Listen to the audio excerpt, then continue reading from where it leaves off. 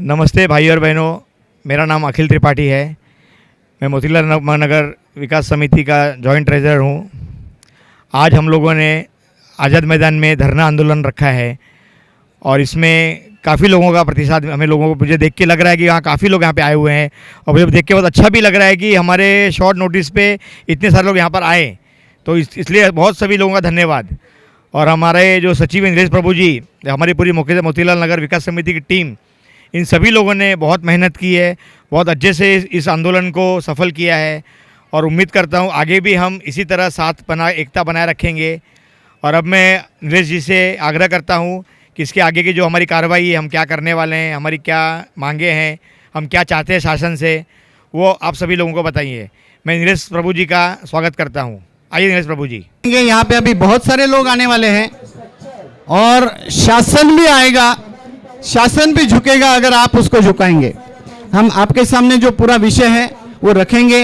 अभी भी हमारे कई सारे लोग ट्रेन में हैं, वो आ रहे हैं। हमको यहाँ पे शाम के 5 बजे तक रुकना है। रुकेंगे आप? रुकेंगे? Very good. कुछ सोचना नहीं है आज। अगर हमको हमारा घर चाहिए, अगर हमको हमारा छत्र चाहिए, तो आज हमें इस छत्र के नीचे बैठना पड़ेगा। शायद आपने देखा होगा कोई भी धरने आंदोलन होते हैं वो ओपन में होते हैं, धूप में होते हैं। हम सबके लिए हमने ये व्यवस्था की है कि चलो एटलीस्ट हम छांव में बैठेंगे, लेकिन थोड़ी सी गर्मी होगी थोड़ी देर के लिए, लेकिन हमें बैठना है। बैठेंगे ना? बैठेंगे ना? हाथ ऊपर करके बोलिए, हमें बैठना है।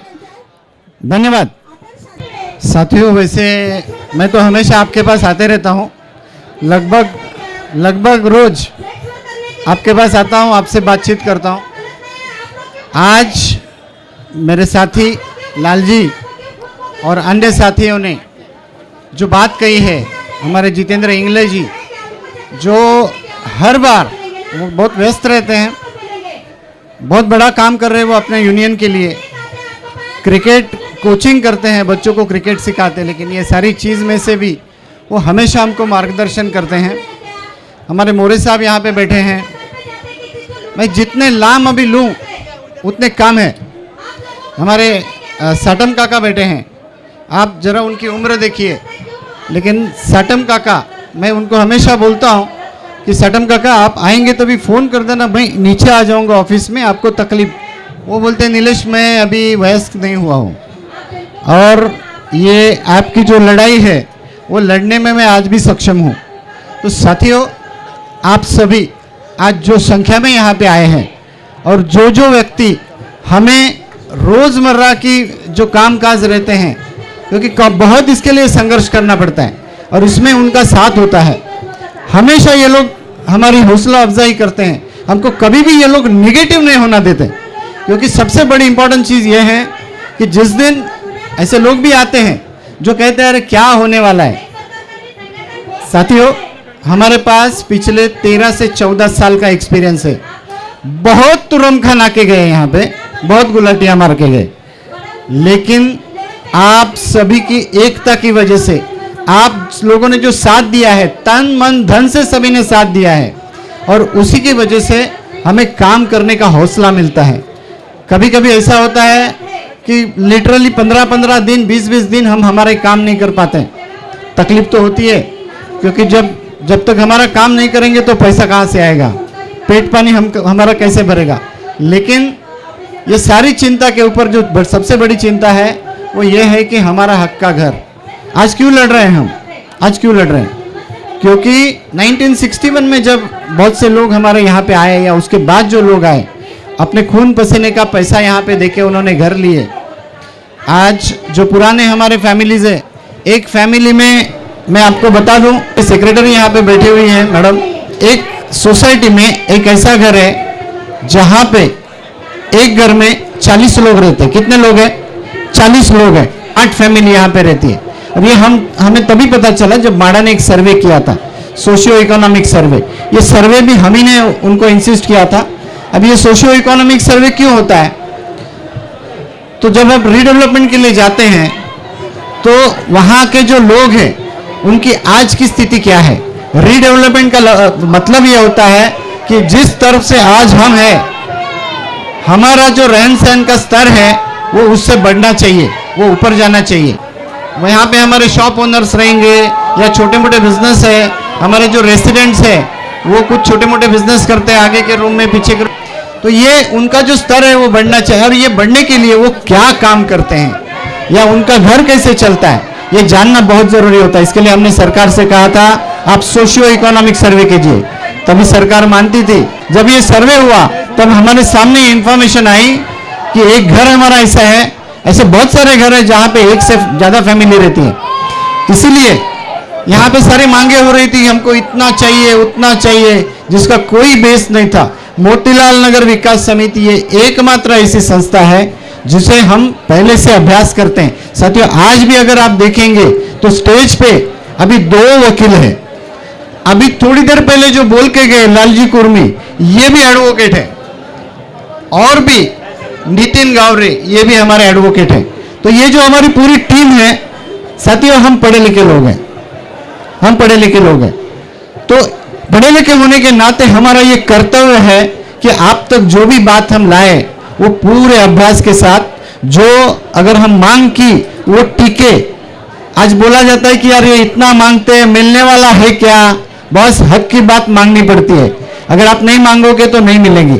आज आप बोर्ड पे अगर देख रहे हैं ये 2400 कहाँ से आया, ये 2070 कहाँ से आया, इसीलिए हम ठीक है लीगली हम बहुत स्ट्रांग है, हम लीगल फील्ड के हैं तो उसमें हमारी जानकारी है, लेकिन जब कोई और फील्ड होती है तो उसमें भी जानकार लोग होते हैं। हमारे मोतीलाल नगर में ऐसे कुछ लोग हैं, इसीलिए हमने आर्किटेक्ट अपॉइंट किया, बाकायदा उसे फीस दी। जो पैसे आपने हमको दिए हैं कोर्ट की लड़ाई के लिए, अभी कोर्ट की लड़ाई में लड़ते लड़ते हमको सारी इंफॉर्मेशन भी इकट्ठा करनी पड़ती है, तो उसमें से कुछ लाख रुपए हमने खर्च किए, आर्किटेक्ट से रिपोर्ट बनवाया, और वो रिपोर्ट के तहत जो आज हम डिमांड कर रहे हैं ना कि हमारा पुनर्विकास 33(5) के तहत होना चाहिए, ये कोर्ट ने भी बोला है, हमारे पास उसकी ऑर्डर है।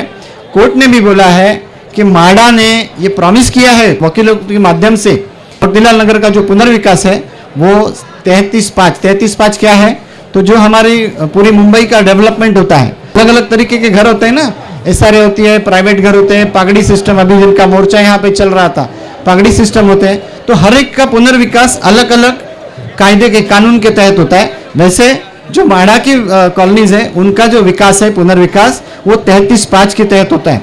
और इसीलिए कोर्ट ने जब बोला तभी हमने माडा को पत्र दिए फिर से कि सर कोर्ट ने बोला है कि पुनर्विकास 33(5) के तहत हो, आपने अदानी के साथ व्यवहार चालू कर दिया है, क्यों हो ये, क्यों हम चुप बैठे। इसलिए हमने पत्र दिया उनको, सर्वे उनका रोका। हम कोई भी चीज अगर वो लीगल है तो उसे हम नहीं रोकेंगे, इलीगल अगर वो कोई चीज है तो हम उसको जरूर रोकेंगे। इसलिए ये सारी चीजें मद्देनजर रखते हुए हमने आर्किटेक्ट की अपॉइंटमेंट की, आर्किटेक्ट से हमारा हक क्या है वो जान लिया, और उसके बाद हमने ये मांग पेपर पे रखी है। नहीं सिर्फ माडा, नहीं सिर्फ शासन, लेकिन ये मांग हमने कोर्ट में भी रखी थी। आप जानते हैं कोर्ट में जो हमारी याचिका थी, कोर्ट में हमको सुना नहीं गया। क्यों नहीं सुना गया? आज भी हमको ये मोर्चा निकालना पड़ा, यहाँ पे हमको आना पड़ा इतना दूर, और आगे ये करना पड़ेगा। इसका रीजन ये है कि सरकार ने कान में ऐसी उंगलियां डाल के रखी है, वो सुनना नहीं चाहते। आज हमारे सांसद प्रभु साहब हमेशा कहते हैं कि भाई आप पार्टी वार्टी मत देखो, आपको तकलीफ है आप मेरे को बताओ, ये आवाज उठाएंगे। और वही उन्होंने अपना प्रॉमिस रखा है, और आज इतनी बड़ी पहल वो आपके लिए की है उन्होंने। तो मेरे को लगता है फिर से हमको एक बार जोर से तालियां बजानी चाहिए सुनील प्रभु साहब के तहत, जोरदार तालियां हो जाए। वो किसी पार्टी के हैं क्या है, उससे चाहिए है कि वो यहाँ के लोक प्रतिनिधि है और उन्होंने हमारी आवाज बुलंद की है। तो साथियों, ये जो हमने मांग रखी है, और बहुत से बार ऐसा होता है लोग बोलते हैं यार ये लोग कुछ भी मांगते हैं, देने वाले हैं क्या, क्यों नहीं देंगे। थोड़ा सा मैं आपको इंफॉर्मेशन भी आज दे दूंगा प्रो राटा क्या है। साथियों, किसी भी माडा की जो वसाहत होती है तो उसमें जो ओपन स्पेसेस होती है, आपके घर है वो ऑक्यूपाई किए हैं। और ये भी याद रखिए, हम जो भी कोर्ट में जो याचिका गई कि इलीगल कंस्ट्रक्शन इतना बढ़ाया उतना बढ़ाया, उसके बलबूते पे हम नहीं मांग रहे, बिल्कुल नहीं। हम जो हमको इनिशियली जो टेनामेंट मिले थे 21 स्क्वायर मीटर के, उसी के ऊपर मांग रहे हैं। इसीलिए हमारी मांगे जायज़ है, और वही जायज़ मांगे प्रूव करने के लिए हमने आर्किटेक्ट को अपॉइंट किया था। उन्होंने कैलकुलेशन किया, और वो कैलकुलेशन के तहत जो हमें मिलने वाली जगह है। उसके अलावा आप सभी जानते हैं मोतीलाल नगर की जो लेआउट है, तो ये लेआउट में काफ़ी सारे ओपन स्पेसेस हैं।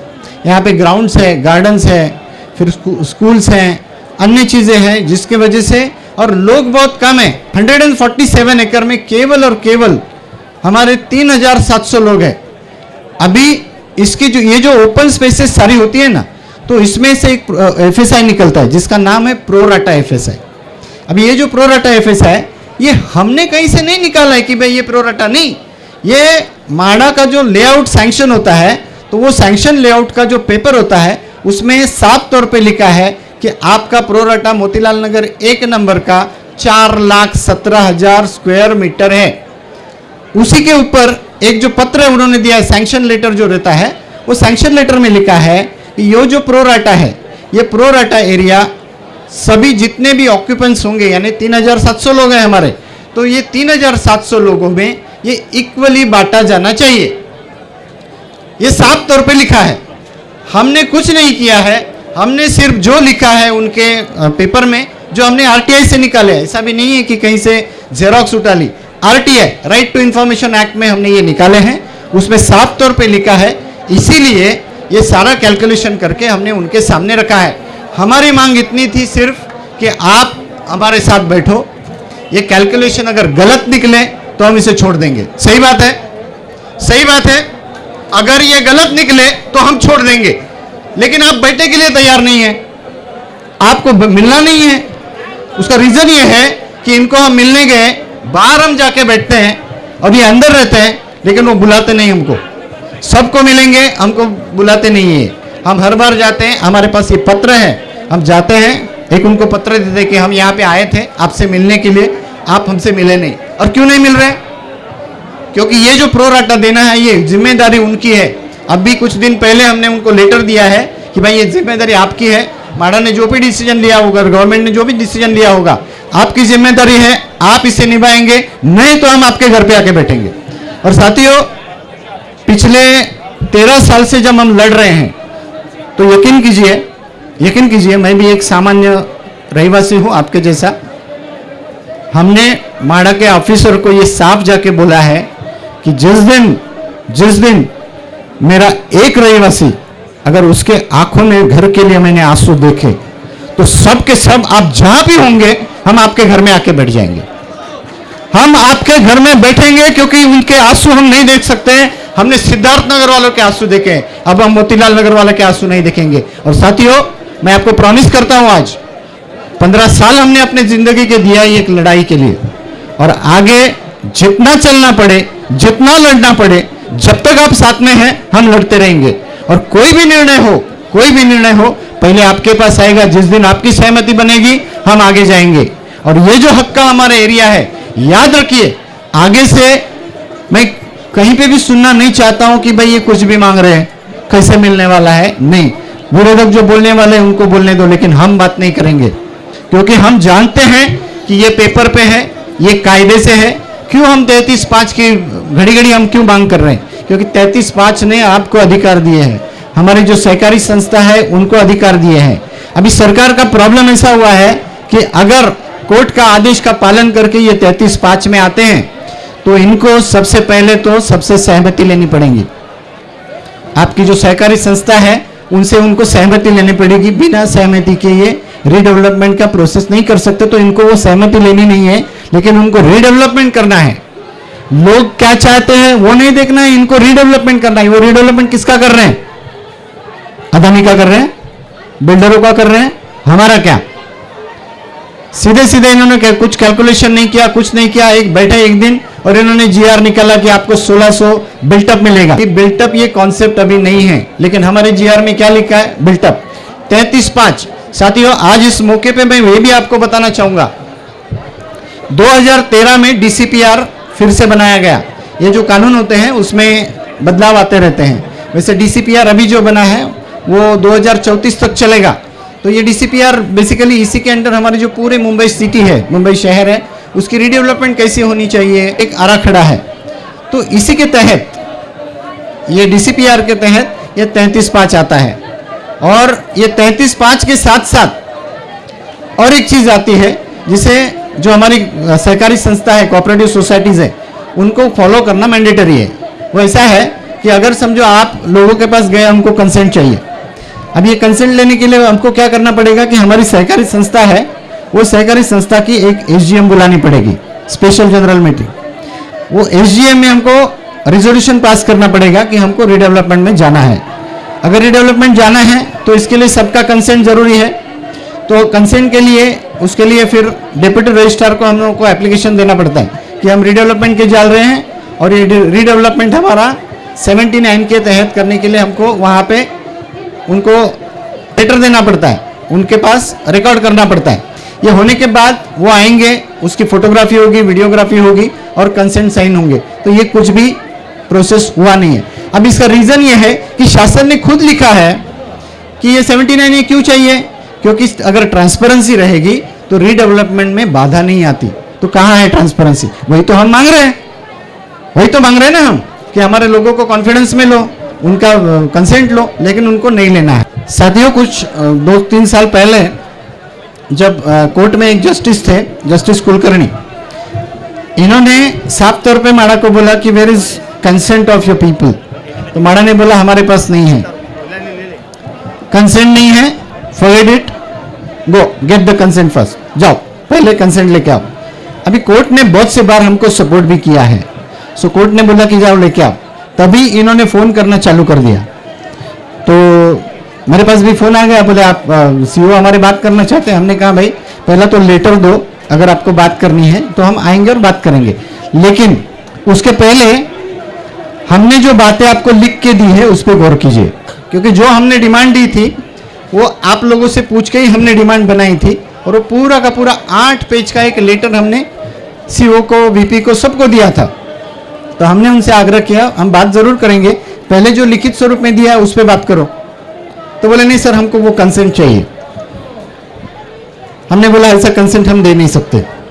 मोतीलाल नगर विकास समिति लोगों की समिति है, सहकारी संस्थाएं यहाँ की जो है वो हमको सपोर्ट करती हैं, उनके वजह से हम आज खड़े हैं, लेकिन हमने पुनर्विकास के अधिकार उनसे नहीं लिए। सही बात है, पुनर्विकास के अधिकार हमारे लोगों के हैं। समिति सिर्फ और सिर्फ लोगों के साथ है, लोगों का आवाज बन के खड़ी है। जो लोग कहेंगे वो बात किस तरीके से रखनी है, इसकी जिम्मेदारी हमारी है। हम आपको कंसेंट नहीं दे सकते। हमारे यहाँ के अभी कुछ ऐसी कुछ समितियां हैं जो भी है, आज सही में मैं किसी के बारे में बात नहीं करना चाहता हूँ, लेकिन आपको अलर्ट करना जरूरी है। इसलिए मैं ये बात बताऊंगा कि इनको कंसेंट भी दिए गए, कुछ 15 लेटर दिए गए। जिनके जिनके सोसाइटी से गए, मैंने उनको तुरंत फोन करके बताया कि आपकी सोसाइटी के तरफ से ये गलत लेटर गया है।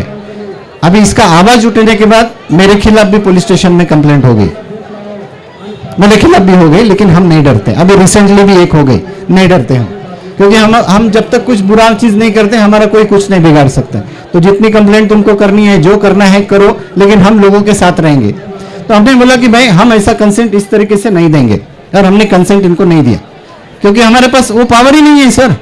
कंसेंट तो आपको देनी है। हमने वो अभी साफ मना कर दिया। फिर से कोर्ट में कम से कम और 1.5-2 साल लड़ाई चली। अभी आपने अगर देखा तो जो ऑर्डर भी निकला है, तो ऑर्डर हम ये नहीं बोल सकते कि ये पूरे तरह हमारे खिलाफ है। आज भी हमने सरकार से, अगर आप देखेंगे तो उसमें मांग की है कि जो माननीय उच्च न्यायालय में आदेश दिए हैं, उस आदेश के तहत आप 33(5) के अंडर हमारा रिडेवलपमेंट करो। लेकिन इन्होंने ये नहीं किया, इन्होंने सीधा वो अदानी का टेंडर ओपन कर दिया, उनको एलओए दे दिया, उनके साथ कोई एग्रीमेंट भी कर लिया, जिसके हमारे पास आज एक साहब आए थे यहाँ पे गवर्नमेंट की तरफ से, और वो पूछ रहे थे कि सर आपके पास वो कॉपी है क्या? तो मैं बोला आपको दी है क्या इन्होंने? तो बोले नहीं। तो बोले हमको क्यों देंगे, हम तो आरटीआई डाला, अभी 2 महीना हो गए, एलओए दिया, उसका आरटीआई का जवाब दिया, अभी बोलते हैं नहीं वो दूसरे डिपार्टमेंट में चले गए पेपर्स। तो इस तरीके की बातें होती है, लेकिन हम छोड़ते नहीं, हम वो पेपर लेके रहेंगे। लेकिन कहने की बात यह है कि इनसे बहुत झूलना पड़ता है, हमको बहुत लड़ना पड़ता है, और इसीलिए आपका साथ जरूरी है। और आज जिस नंबर में आप आए हैं, ये शाम तक ये नंबर ऐसे ही दिखने चाहिए। शाम तक कोई ना कोई यहाँ पे जरूर आएगा देखने के लिए। अभी तो देख रहे हैं वहां से पूरा कैमरे लगे हुए हैं, और मैं उनको बताना चाहता हूं कि ये है हमारी ताकत, ये मोतीलाल नगर की ताकत है। अभी ये तो आई थिंक 10% भी नहीं है, इतना जो ये पूरा मंडप भरा है ये 10% भी नहीं है। जिस दिन ये पूरा मैदान भर जाएगा ना उस दिन आपको फिर मुंह दिखाने के लिए जगह नहीं रहेगी। तो इसीलिए आज ये ट्रेलर है, ये ट्रेलर से समझ जाओ कि अगर पिक्चर बनी तो बहुत सुपरहिट बनेगी और वो शोले से भी खतरनाक रहेगी, क्योंकि हम चुन चुन के मारेंगे भाई, हम छोड़ेंगे नहीं, हम नहीं छोड़ेंगे, हम लीगली लड़ेंगे, हम अपने संविधान को साथ में लेकर लड़ेंगे, लेकिन हम किसी को नहीं छोड़ेंगे। जब तक हमारा हक नहीं मिलता है हम किसी को नहीं छोड़ेंगे। साथियों, आप सब हमारे साथ हैं क्या? आप सब हमारे साथ हैं? Very good. हम अभी एक रिजोल्यूशन करना चाहेंगे। आज की इस बड़ी सभा में हम एक रिजोल्यूशन करेंगे, हम एक प्रस्ताव रखेंगे और आपका उसे सहमति लेंगे। आज मोतीलाल नगर 1, 2 और 3 ये कॉलोनीज में से बड़े पैमाने पे यहाँ पे रहवासी आए थे और उन्होंने सरकार से ये मांग की है, ये कुछ मांगे हैं हमारी, तो सरकार से हमने ये मांग की है मोतीलाल नगर विकास समिति के माध्यम से। हिंदी में पढ़े या मराठी में पढ़े? हिंदी में पढ़ूं? सबसे पहले हमारी मांग है 2021 के सरकार के निर्णय के में संशोधन होना जरूरी है। मोतीलाल नगर पुनर्विकास को विशेष दर्जा देने वाले जीआर है उसमें बदलाव जरूरी है। अभी ये जीआर क्या है मैं आपको शॉर्ट में बताता हूँ। ये जीआर इन्होंने एक निकाला, 33(5) ऑलरेडी है, तो हम बोल रहे थे 33(5) के तहत रिडेवलपमेंट करो, लेकिन इन्होंने एक जीआर निकाला। ये जीआर में इन्होंने बोला कि आपको 1600 बिल्टअप का घर हम देंगे, आपके ये प्रोजेक्ट को विशेष दर्जा देंगे और जो हमारे कमर्शियल गाला मालिक है उनको केवल 987 इतनी जगह देंगे। तो हमारा कहना ये है कि ये जो आपने जीआर निकाला है इसमें बदलाव करो, इसमें हमको ये फिगर चाहिए, 2400 लिख रहा है ना, ये फिगर हमको चाहिए और जो हमारे कमर्शियल गाला मालिक है उनको 2070, तो ये हमको बदलाव चाहिए। दूसरा हमारा प्रस्ताव ऐसा है, निवासी गाला धारकों को 1600 चौरस फुट, अनिवासी गाला धारकों को 987 वर्ग फुट आवंटन जो दिया है आपको उसको रद्द करो और हमको ये 2400 दे दो। जो आपने निविदा निकाली है, जो टेंडर निकाला है, ये टेंडर निकाला है 2021 में।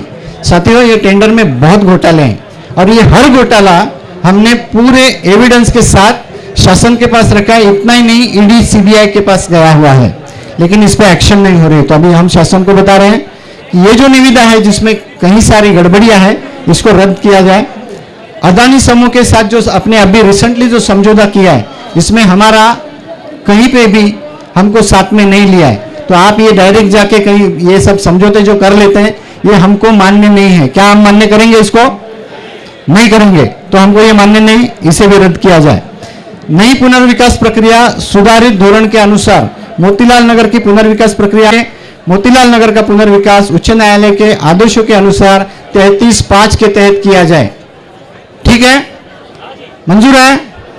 ओके।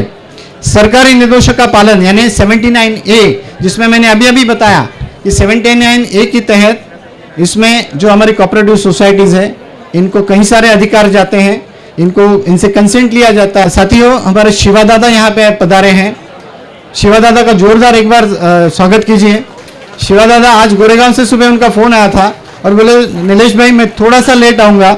आइए सर, ऊपर ही आ जाइए सीधे, लेकिन मैं आऊँगा जरूर। उन्होंने अपना प्रॉमिस रखा है और वो यहाँ पे आ चुके हैं। शिवा दादा स्थानापन्न हो जाइए प्लीज, बैठिए। आपका बहुत बहुत स्वागत। अभी मैंने थोड़ी देर पहले कई नाम लिए थे और कई सारे हमने बोला था कि कुछ नाम सबके सब मैं, पंजवानी साहब भी हमारे हैं, तो सबके साथ मैं नहीं ले पाऊँगा।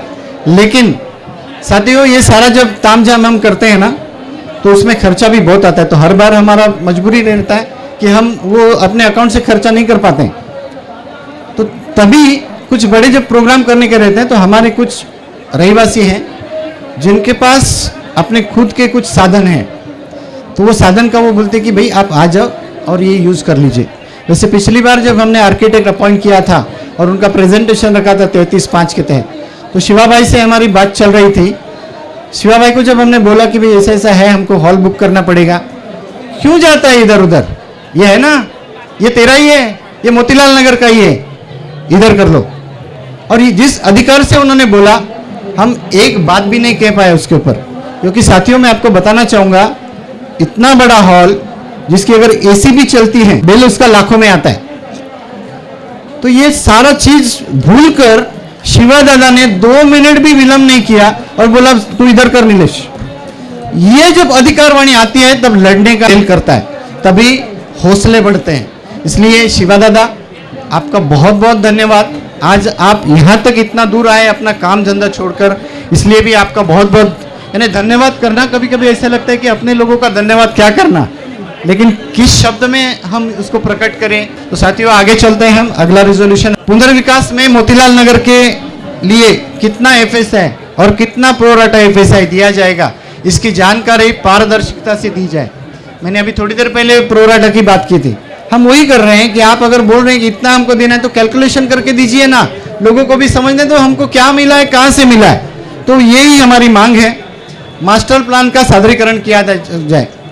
अभी जब तक आपको पता नहीं चलता है कि मेरा घर कहाँ पे मिलेगा, कैसे मिलेगा, कितने स्क्वायर फीट का होगा, किस तरीके से रीडेवलपमेंट होगी, तो एक मास्टर प्लान बनना जरूरी है। हम कुछ भी छोटी चीज करते हैं तो क्या करते हैं, पहला पेपर पे उसका ड्राइंग बनाते हैं किस तरीके से। इवन अभी हमने बहुत सारा आगे पीछे ऊपर बढ़ा लिया है, कहीं ना कहीं पेपर पे निकाला ना उसका। हमारी जरूरत है, हमारी फैमिली बड़ी है, हमने बढ़ा दिया, लेकिन वो बढ़ाते समय भी हमने एक ड्राइंग बनाया। अगर एक घर के लिए ड्राइंग बनता है तो इतना बड़ा 147 एकड़ का मोतीलाल नगर है, उसमें रहने वाले लोगों को ये लोग मास्टर प्लान नहीं बता रहे हैं। तो बिना मास्टर प्लान के हम क्यों बोले कि हाँ ठीक है हम रीडेवलपमेंट के लिए रेडी हैं, क्यों बोले। तो इसलिए हमारी मांग है कि आप हमको पूरा मास्टर प्लान बताओ। हमारे जो यहाँ पे धर्मस्थल है, अलग अलग मंदिर है, कहीं मस्जिद है, कहीं चर्च है, बुद्ध विहार है हमारे, तो ये सारे के सारे जो प्लेसेस है वो हमारे वर्शिप की प्लेसेस है। हमारे जो लोग हैं इनकी श्रद्धा है इस पे, इसीलिए ये सारे जो धर्मस्थल है, सारे जो प्रार्थना स्थल है, इनका पुनर्विकास करते समय आपको विशेष ध्यान देना होगा। अगर पॉसिबल है तो उनको वहीं पे रिहाब कीजिए जहां पे वो आज है, और उनको इतनी अच्छी तरह से बना लीजिए कि वहां पे जो आने वाले लोग हैं उनको आने के बाद उनको ऐसा लगना चाहिए कि सरकार ने हमारे लिए कुछ तो किया है। आपको नहीं करना है तो हमारे हाथ शब्द हम करेंगे, लेकिन अगर आप बोल रहे हैं कि पुनर्विकास तुमको करना है तो ये सारी चीजें हमको माननी होगी। क्या आपको मंजूर है साथियों? अगला जो बहुत अहम मुद्दा है, मोतीलाल नगर विकास समिति द्वारा नियुक्त वास्तु विशारदों द्वारा बनाए गए प्रकल्प अहवाल के अनुसार प्रत्येक निवासी गालाधारक को कम से कम 2400 कारपेट क्षेत्रफल और अनिवासी गालाधारक को 2070 वर्ग फुट का क्षेत्रफल मुफ्त दिया जाए, ये हमारे हक का है। साथ ही में 30 लाख रुपए का कॉर्पस फंड हमको दिया जाए। तो ये सारे मुद्दे पे आपकी अहम सहमति में लेना चाहूंगा। क्या आप ये सारे मुद्दे पे सहमत हैं? जोरदार हाथ उठाइए। क्या आप इस सारे मुद्दे पे सहमत हैं? क्या 2400 हमको मिलना चाहिए? क्या 2070 हमारे जो कमर्शियल हाईवे है उनको मिलना चाहिए? क्या 79A का पालन होना चाहिए? क्या हमारा पुनर्विकास 33/5 में होना चाहिए? क्या हमें सरकार ने कॉन्फिडेंस में लेना चाहिए? मास्टर प्लान का पूरा सबके सामने सादरीकरण होना चाहिए, नहीं होना चाहिए? मोतीलाल नगर विकास समिति के संयुक्त सचिव नीलेश प्रभु जी ने आपके सामने मांगों का रेजोल्यूशन आपके सामने रखा है। दोस्तों, ये कार्रवाई सिर्फ दिखाने के लिए नहीं है। आपको पता है कि कोई सेशन चलता है, चाहे विधानसभा हो, विधान परिषद हो, वहां पे सवाल आते हैं और उस सवाल का रूपांतर रेजोल्यूशन या ठहराव में होता है, और वो ठहराव को अगर मान्यता मिलती है तो उसका रूपांतर कायदे में होता है। इसलिए आज इस धरने में हमने वो प्रोसेस रखा कि ये रेजोल्यूशन जो हमारी आपकी मांग है, वो मांग रेजोल्यूशन के तहत आपके सामने नीलेश प्रभु ने रखा है। मैं उसका विकास समिति के माध्यम से अनुमोदन करता हूं। अगर आप सभी को एक मत से रेजोल्यूशन मान्य है तो जगह पे खड़े होकर हाथ ऊपर उठा के इस रेजोल्यूशन को मान्य कीजिए। इसका मतलब यह हमारा कायदा बनाने के लिए हम प्रोसेस करेंगे। तो सब खड़े होके अगर आपको मान्य है, मोतीलाल नगर विकास समिति जिंदाबाद, जिंदाबाद जिंदाबाद। लड़ेंगे जीतेंगे, लड़ेंगे जीतेंगे, लड़ेंगे जीतेंगे, लड़ेंगे जीतेंगे। जरा हात वरती करा, सगळ्यांनी हात वरती करा, सगळ्यांचे हात दिसले पाहिजे। प्रत्येक घरधारकाला 2400 कार्पेट एरिया मिळालाच पाहिजे. प्रत्येक व्यावसायिक घरधारकाला 2070 कार्पेट एरिया मिळालाच पाहिजे. प्रत्येक घरधारकाला 27 लाख कॉर्पस फंड मिळालाच पाहिजे. अरे कोण म्हणतो देणार नाही? अरे कोण म्हणतो देणार नाही? गृहनिर्माण विभागाचे अप्पर सचिव यांनी आपल्या प्रतिनिधी मंडळाला बोलवलेलं आहे. आपले 5 प्रतिनिधी त्यांच्याकडे गेले आहेत मीटिंगसाठी. त्यांची चर्चा चालू आहे. चर्चा झाल्यानंतर आपल्यापर्यंत एकंदरीत चर्चेचा कौल आपल्याला सांगितलं जाईल. 5 प्रतिनिधीमध्ये निलेश प्रभू, अखिल त्रिपाठी, ॲडव्होकेट लालजी कुर्मी, निलेश अहिरे आणि सलीम सर हे 5 जण आपले प्रतिनिधी म्हणून महाराष्ट्र शासनाकडे गेलेले आहेत. अप्पर सचिव गृहनिर्माण विभाग हे त्यांची चर्चा करणार आहेत आणि त्यानंतर ते आल्यानंतर आपल्याला आपल्यासमोर ते प्रेझेंटेशन करतील की नक्की काय झालं ते. तोपर्यंत आपल्याला भेट करायचं आणि आपण पंधरा बसून राहायचं. धन्यवाद. आपलं प्रतिनिधी मंडळ निलेश प्रभू, अखिल त्रिपाठी, लालजी कुर्मी, सलीम सर आणि निलेश अहिरे हे गृहनिर्माण विभागाचे सचिव अपर सचिव यांना भेटण्यासाठी गेले होते. ते प्रतिनिधी मंडळ आपल्या व्यासपीठावर आलेले आहे. मी सर्व मंडळांना विनंती करतो की आपण स्टेजवर यावं आणि प्रतिनिधी मंडळाची काय चर्चा झाली या संदर्भात निलेश प्रभू यांना विनंती करतो की त्यांनी सविस्तर माहिती आपल्या लोकांना द्यावी. आणि आम्हाला खात्री आहे की हे आंदोलन पॉझिटिव्हली लोकांनी आपल्याशी चर्चा केलेली आहे आणि याचा निष्कर्ष काय निघाला हे निलेश प्रभू सांगतील. नमस्कार मंडळी. सर्वप्रथम तर तुम्हा सर्वांचे जितकं कौतुक करावं तितकं थोडं आहे. जोरदार टाळ्या स्वतःसाठी वाजवा. जोरदार टाळ्या तुमच्या सगळ्यांसाठी. हे आंदोलन आपलं 100% यशस्वी झालं आहे. 100% यशस्वी झालं आहे. आम्ही गृहनिर्माण विभागामध्ये जाऊन भेटलो. मुळात या आंदोलनाचा आपला जो हेतू होता तो हाच होता की सरकारशी बोलणी सुरू करावी. बरोबर. आपल्या मागण्या त्यांच्या समोर ठेवाव्यात. त्या मागण्या आपण ठेवल्यात. त्यांना सगळी परिस्थिती होती ती सांगितली की आमचं कुणीच ऐकून घेत नाही आहे. ना मंत्रालयात ऐकून घेतलं जातं आहे, ना म्हाडामध्ये ऐकून घेतलं जातं आहे. तर त्यांनी याच्यावरती त्यांनी स्पष्टपणे सांगितलं. त्यांनी ऐकून घेतलं आणि ते म्हणाले मी अवर सचिवना याबाबत कल्पना देतो. तुम्हाला मी आताच पत्र देऊ शकलो असतो पण अवर सचिव आता आतमध्ये आहेत त्यामुळे मला पत्र नाही देता येईल. पण तुम्हाला मी पत्र देतो तसं म्हाडालाही मी पत्र देतो आणि तुमच्याशी बोलणी करायला त्यांना लावतो. आता आपल्याला बोलणी करण्यासाठी जो रस्ता होता तो आता मोकळा झाला आहे. त्यांनी बोलणी करावीत. बोलणी केली तर आपण त्यांच्याशी बोलू. परंतु मी तुम्हाला आजही प्रॉमिस करतोय जोपर्यंत कुठलीही गोष्ट ही तुमच्यापर्यंत येत नाही तोपर्यंत कुठल्याही गोष्टीवरती निर्णय होणार नाही. मोतीलाल नगर विकास समिती स्वतःहून कुठला निर्णय घेणार नाही. तुमचा जो निर्णय असेल तोच अंतिम निर्णय असेल. आम्ही हे त्यांना स्पष्ट सांगितलं आहे की ते मास्टर प्लॅन बनवा. ते मास्टर प्लॅन आमच्या लोकांना दाखवा. ठीक आहे. सुरुवातीला कदाचित ते प्रतिनिधी मंडळाला दाखवू शकतील पण त्याच्यावरती चर्चा फक्त होईल, निर्णय होणार नाही. निर्णय अंतिम हा लोकांनीच करायचा आहे आणि लोकच करतील. आम्ही त्यांना असं निक्षून सांगितलं की 33(5) आणि 79A या दोघांचं पालन झालंच पाहिजे. आम्ही कुठलीही अवास्तव मागणी मागत नाही आहे. आमच्या हिश्श्याचा एरिया हा आम्हाला 33(5) प्रमाणे मिळतो. आम्ही त्यांना अगदी म्हाडाचे जे सँक्शन प्लॅन वगैरे आहेत तेही सगळे त्यांना समजून सांगितले आणि आम्ही एकच सांगितलं आमचा पुनर्विकासाला विरोध नाही रहिवाशांचा, परंतु पुनर्विकास हा शासनाच्या सगळे नियम आणि कायदे याचं काटेकोर पालन करून झाला पाहिजे.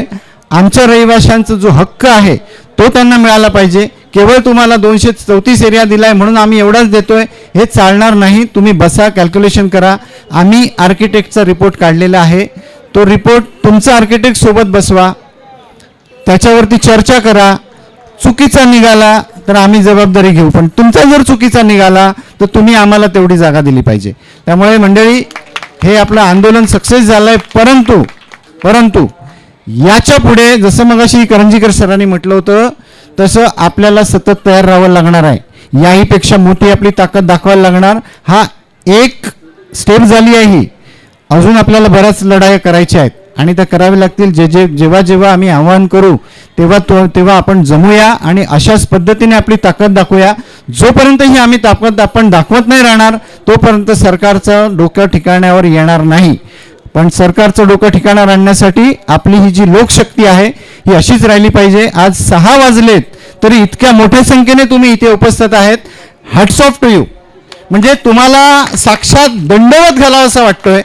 ज्या पद्धतीने आज लोक इथे जमा झाली, जवळजवळ मला वाटतं येऊन जाऊन जवळजवळ 1,500 लोकांचं इथे आज रेकॉर्ड झालेलं आहे. आणि हे एक मोठं रेकॉर्ड आहे. मला वाटतं मृणालताई गोरे ज्या आमच्या आदर्श आहेत त्यांनी काढलेल्या मोर्चानंतर इतका प्रचंड मोर्चा मोतीलाल नगरच्या रहिवाशांचा हा पहिलाच असावा.